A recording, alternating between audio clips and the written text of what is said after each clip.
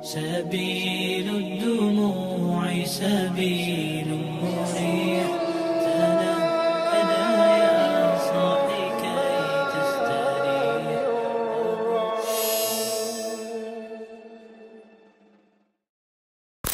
الحمد لله على إحسانه والشكر له على توفيقه وامتنانه. أشهد أن لا إله إلا الله وحده لا شريك له تعظيما لشأنه، وأشهد أن محمدا عبده ورسوله الداعي إلى رضوانه.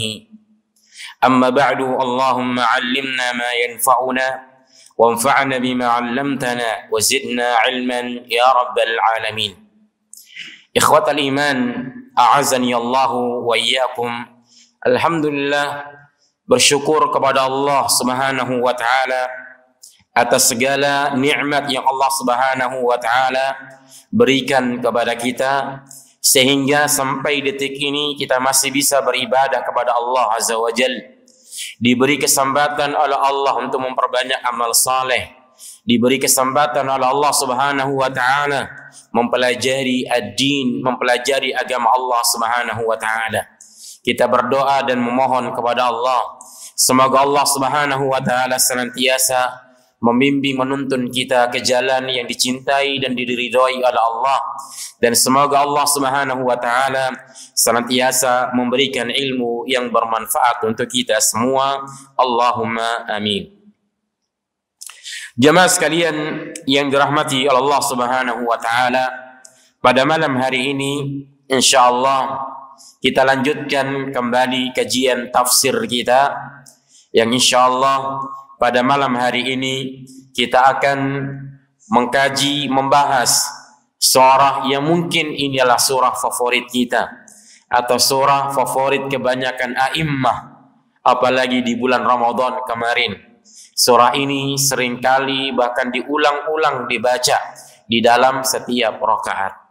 Hadirin yang dirahmati Allah Subhanahu wa taala, surah ini adalah surah Al-Ikhlas yang disebutkan di dalam juz amma atau juz 30, yang dimana surah ini jemaah sekalian yang dirahmati Allah Subhanahu wa taala terdiri dari 4 ayat dan sangat singkat dan mudah bagi kita semua untuk menghafalnya.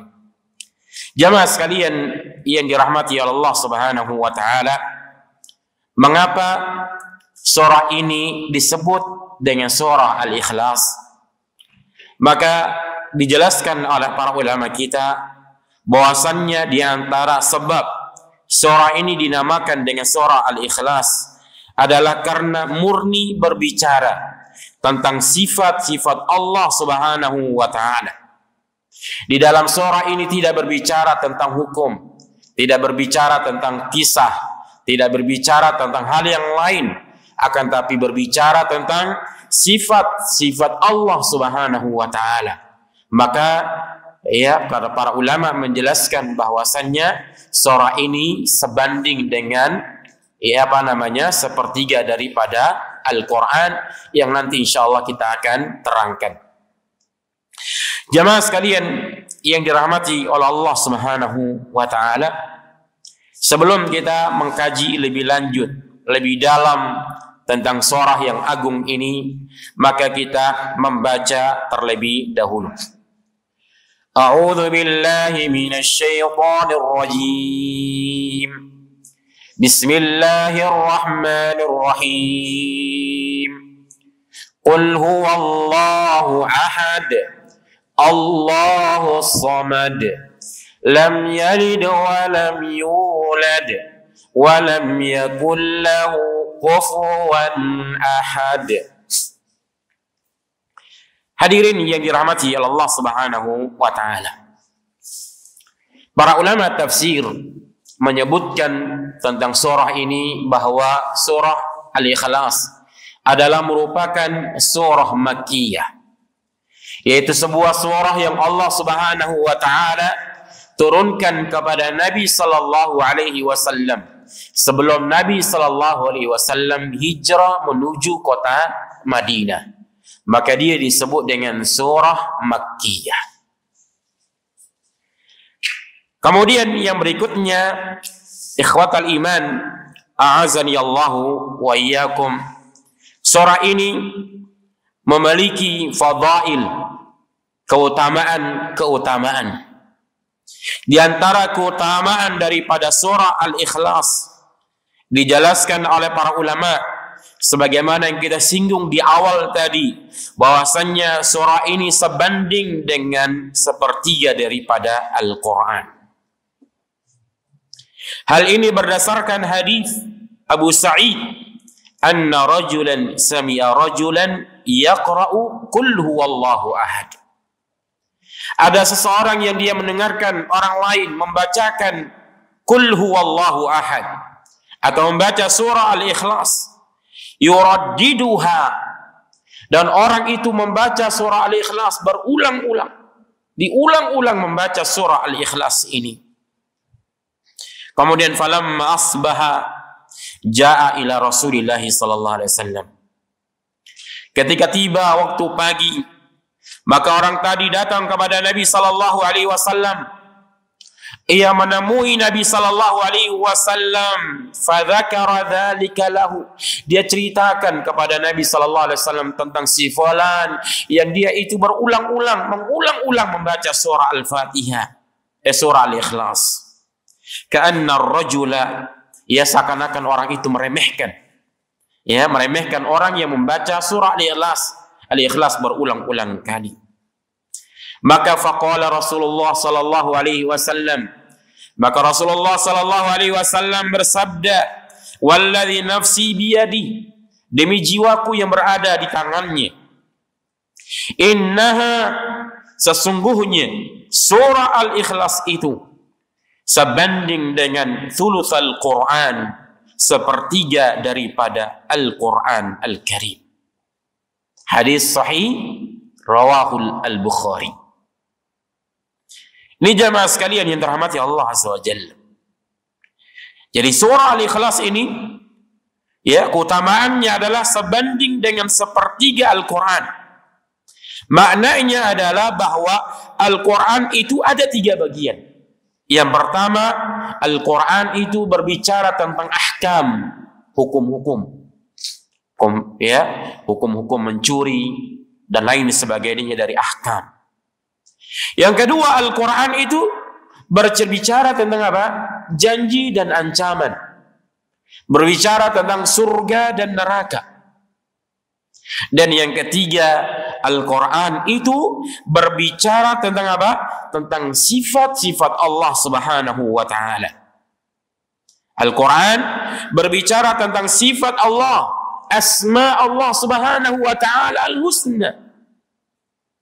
Dan Al-Quran dan surah Al-Ikhlas berbicara tentang yang ketiga ini, berbicara tentang asma, sifat-sifat Allah Subhanahu wa ta'ala.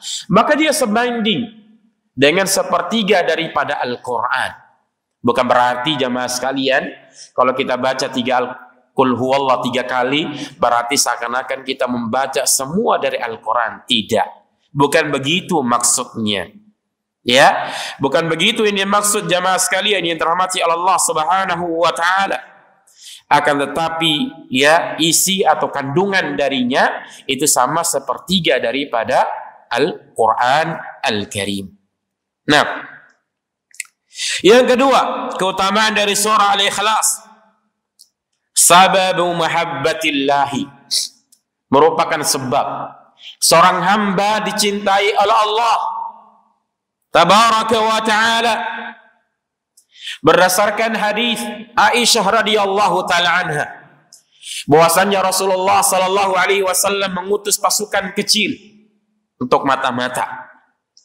Maka jamaah sekalian yang dirahmati Allah Subhanahu wa taala, ada seorang sahabat yang dia ketika salatnya, ya, di setiap rakaatnya ketika dia membaca surah dari Al-Quran, selalu diakhiri dengan membaca surah Al-Ikhlas, Qul huwallahu ahad.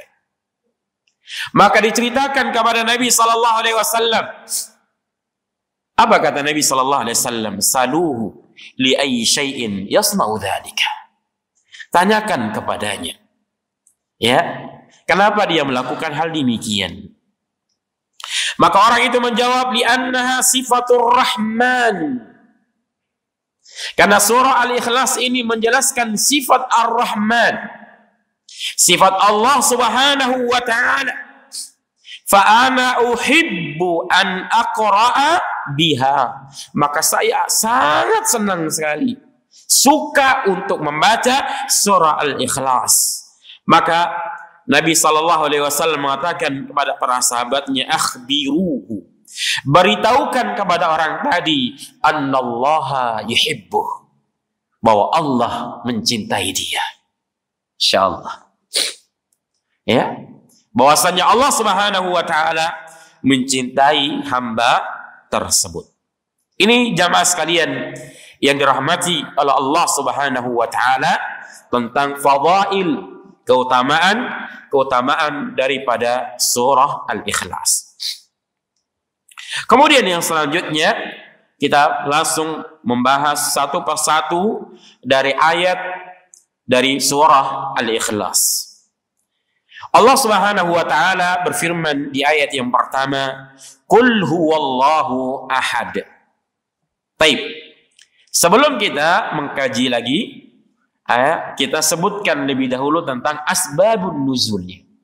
Sebab nuzul, sebab turun surah yang mulia ini. Jamaah sekalian yang dirahmati Allah Azza wa Jalla, disebutkan oleh para ulama ya bahwasannya di antara sebab turunnya surah Al-Ikhlas ini adalah annal musyrikina au al-yahuda qalu lin nabi sallallahu alaihi wasallam, bahwasannya orang-orang musyrik atau orang-orang Yahudi, mereka bertanya kepada Nabi sallallahu alaihi wasallam, berkata kepada Nabi sallallahu alaihi wasallam, sif lana rabbaka, wahai Muhammad, sifatkan kepada kami tentang Rabbmu. Di dalam riwayat yang lain disebutkan unsub lana rabbak, ya, sebutkan kepada kami nasab silsilah keturunan Rabbmu, Tuhanmu. Ya, dia itu siapa, anaknya siapa, bapaknya siapa. Maka fa'anzalallahu hadhihi surah, maka Allah Subhanahu wa taala menurunkan surah yang mulia ini menjelaskan kepada mereka bahwasannya Allah itu adalah Al-Ahad. Qul huwallahu ahad, Allahu samad, lam yalid wa lam yulad wa lam yakul lahu kufuwan ahad. Itulah Rabb kami, itulah Allah Subhanahu wa ta'ala. Jemaah sekalian yang dirahmati Allah Azza wa Jalla, kita mulai yang pertama. Qul huwallahu ahad. Katakan wahai Muhammad, huwallah, dia Allah itu ahad, tunggal. Allah itu esa.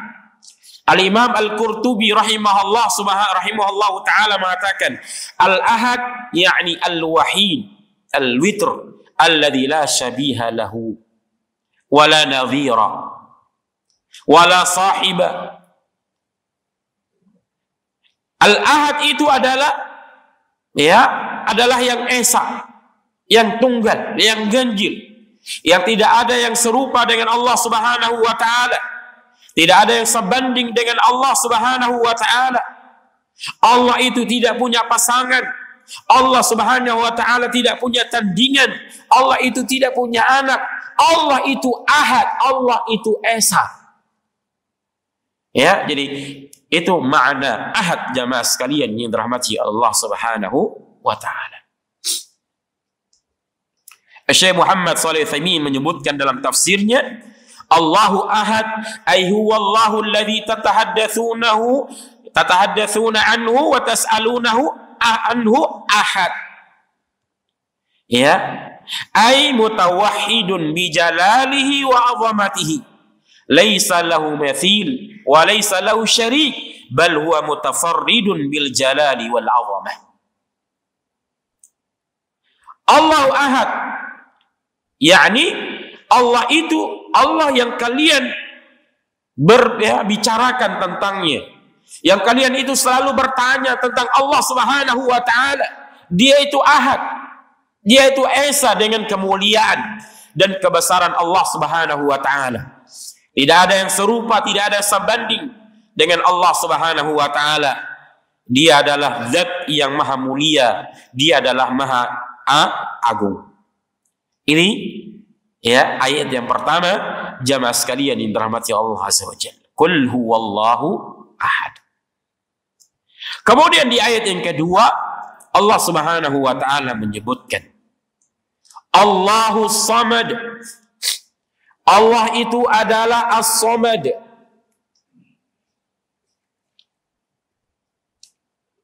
Dan As-Samad ini jamaah sekalian yang dirahmati Allah Subhanahu wa taala adalah merupakan nama dari nama Allah Subhanahu wa taala.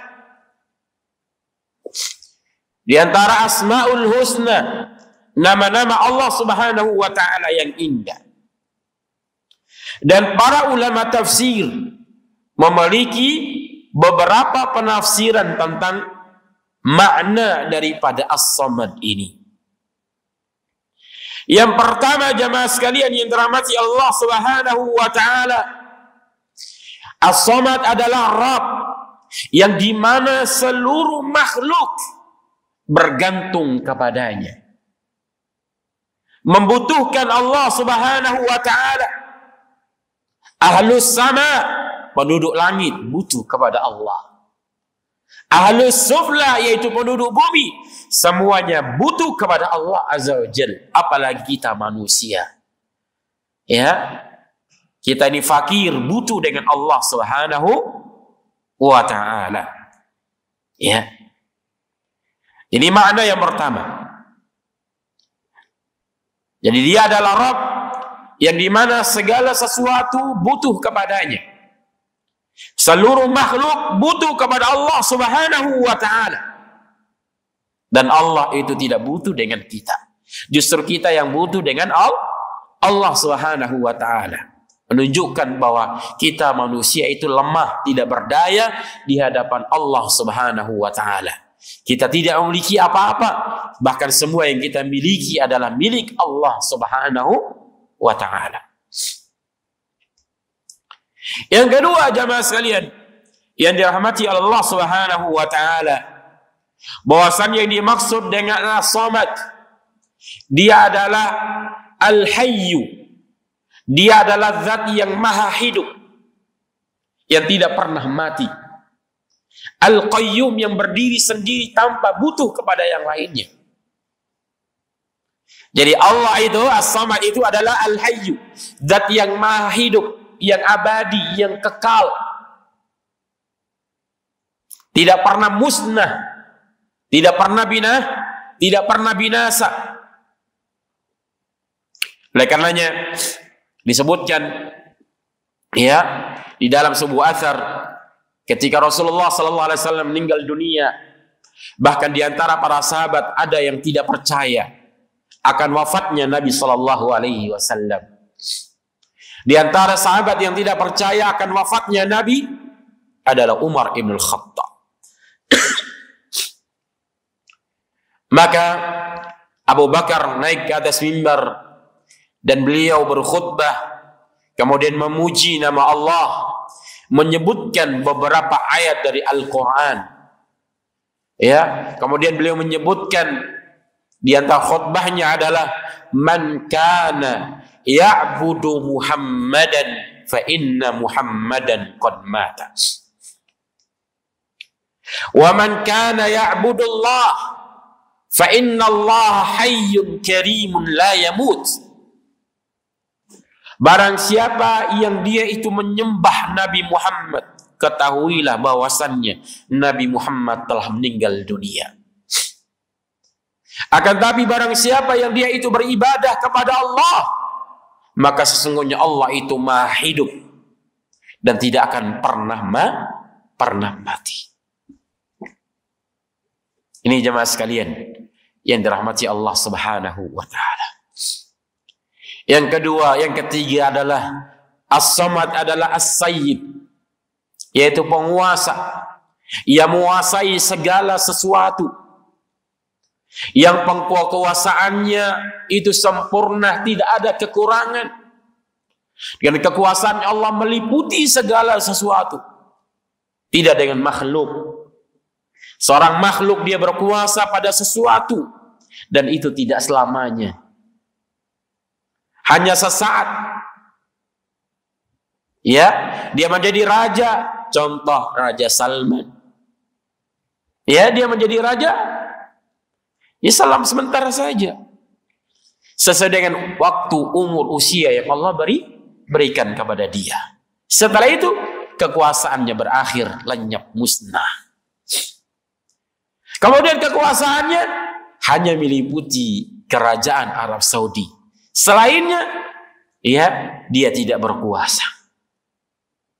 Akan tapi kekuasaan Allah Subhanahu wa taala itu meliputi segala sesuatu. Nah, kemudian yang berikutnya di antara penafsiran As-Samad, yaitu Allah tidak makan, Allah tidak minum. Ya, karena makan dan minum itu adalah sifat yang kurang, tidak layak, tidak pantas bagi Allah Subhanahu wa taala. Itu adalah sifatnya makhluk yang butuh makan, butuh minum.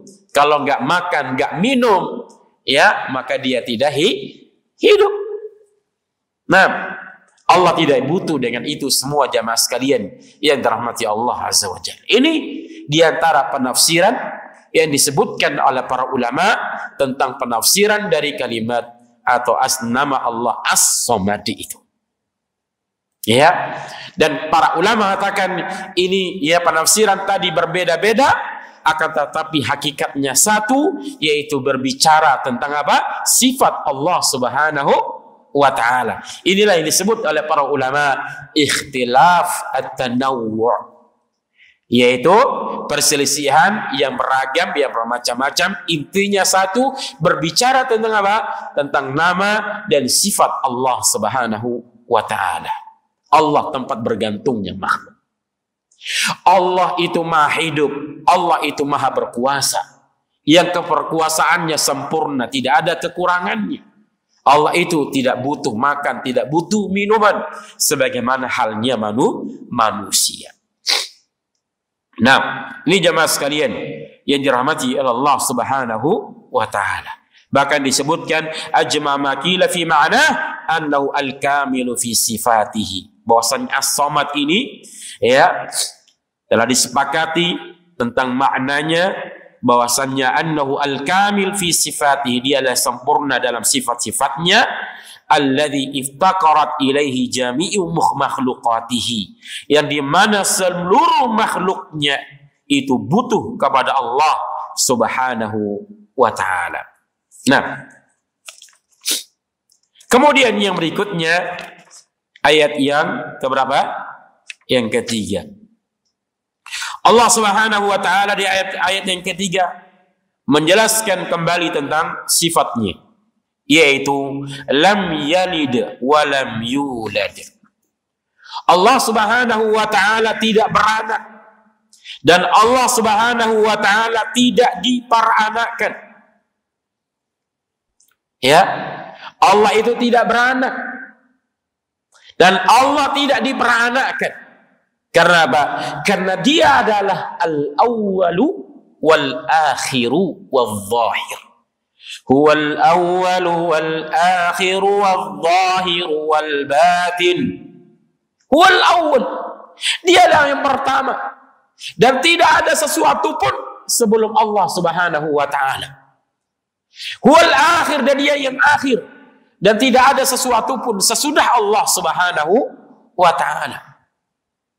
Ya, ini jamaah sekalian yang dirahmati Allah Subhanahu wa taala. Lam yalid wa lam yulad. Allah itu tidak beranak. Tidak seperti manusia. Ya, tidak seperti manusia jamaah sekalian yang dirahmati Allah Subhanahu wa taala. Dia beranak dan kita itu butuh dengan anak. Sebagai apa? Penyambung keturunan. Maka kita menikah supaya punya anak keturunan. Kita butuh anak agar anak itu membantu pekerjaan kita. Kita butuh anak agar supaya di hari tua nanti, di saat kaki kita tidak lagi sanggup melangkah, di saat kita sudah tua renta, maka orang yang membantu kita adalah anak-anak kita. Dialah mereka yang lebih sayang dengan kita, yang akan merawat kita. Kita butuh dengan anak-anak. Tapi Allah Subhanahu wa taala tidak seperti makhluknya. Tidak seperti kita yang penuh dengan kekurangan. Allah Subhanahu wa taala tidak membutuhkan anak. Maka Allah Subhanahu wa taala tidak beranak. Walam yulad, dan juga tidak diperanakan. Jemaah sekalian yang dirahmati Allah Subhanahu wa taala. Dan kata para ulama, ayat yang mulia ini adalah merupakan bantahan raddun ala salafi tawaif munharifah min bani Adam. Ayat yang mulia ini merupakan bantahan terhadap 3 kelompok yang menyimpang dari kalangan Bani Adam, yaitu mereka yang pertama al-musyrikun, orang-orang musyrik. Yang kedua adalah al-Yahud, orang-orang yang Yahudi. Dan yang ketiga adalah an-Nasara, orang-orang Nasrani. Ya. Li'anna al-musyrikina ja'alul malaikata alladzina hum ubbadur rahman inathan. Wa qalu innal malaikata banatullahi. Ya, ini sebagai bantahan kepada 3 kelompok. Yang pertama orang-orang musyrik, di mana orang-orang musyrik menjadikan para malaikat itu adalah merupakan yang mereka itu adalah hamba Allah Azza wa Jal, adalah anak perempuannya Allah Subhanahu wa taala. Wa qalu innal malaikata banatullahi, sesungguhnya para malaikat itu adalah putri-putrinya Allah. Na'udzubillahi min dzalik. Wal Yahud, dan orang-orang Yahudi, qalu, mereka berkata, Uzair ibnullah, Uzair itu putranya Allah. Sedangkan orang Nasrani berkata Al-Masih ibnullah, Al-Masih ibnu Maryam adalah putranya Allah Azza wa Jalla. Ya. Maka fakadzabahumullahu biqaulihi, maka Allah dustakan perkataan mereka, anggapan mereka dengan firman-Nya, lam yalid wa lam yulad, Allah itu tidak beranak dan tidak diperanakkan. Li'annahu azza wa jal huwal awwal alladzi laisa qablahu syai', karena Allah itu adalah yang pertama yang tidak ada sesuatu apapun sebelum Allah Azza wa Jalla. Fa kaifa yakunu mauludan, lalu bagaimana bisa dia dikatakan dia dilahirkan. Nah, ini jamaah sekalian yang dirahmati Allah Subhanahu wa taala. Ini tentang sifat Rabb kita, Allah Subhanahu wa taala. Lam yalid wa lam yulad. Allah tidak beranak dan Allah tidak diperanakan. Dan ini sebagai bantahan kepada 3 tawaif yang kita sebutkan tadi, 3 kelompok yang kita sebutkan tadi. Kemudian yang terakhir dari surah yang mulia ini, di ayat yang terakhir, ayat yang keempat, Allah Subhanahu wa taala menerangkan kembali tentang sifatnya, walam yakul lahu kufuwan ahad, dan tidak ada yang setara dengan Allah Subhanahu wa taala. Tidak ada seorang pun yang setara dengan Allah Subhanahu wa taala. Ai lam yakul lahu ahadun musawiyan fi jami'i sifatihi. Dan tidak ada seorang pun yang serupa dengan semua sifat-sifat Allah Subhanahu wa taala. Fanafallahu Subhanahu wa taala an nafsihi an yakuna walidan au mauludan au lahu mathil. Ya, kata Syekh Muhammad Shalih Utsaimin, fanafallahu Subhanahu wa taala an nafsihi. Di surah yang kita baca, yang kita pelajari ini, ya, atau di akhir surah ini yang kita sebutkan tadi, ya, dijelaskan bahwasannya Allah menafikan, meniadakan dari dirinya di bahwasannya dia itu punya ayah. Allah itu tidak punya ayah, ya, tidak punya orang tua yang melahirkan dia, ya, au mauludan, atau dia dilahirkan atau yang semisal dengannya. Nah, wa hadhihi surah laha fadlun azimun. Ini jamaah sekalian yang dirahmati Allah, dan surah ini memiliki keutamaan yang sangat besar sekali. Jadi tidak ada yang setara dengan Allah Subhanahu wa taala. Dari semua makhluk-makhluk Allah yang ada di langit maupun yang ada di bumi, tidak ada yang setara, yang sama dengan Allah Subhanahu wa taala. Ikhwatal iman, a'azani Allah wa iyyakum. Ini ya kajian secara singkat dari tafsir surah Al-Ikhlas yang kita pelajari pada malam hari ini.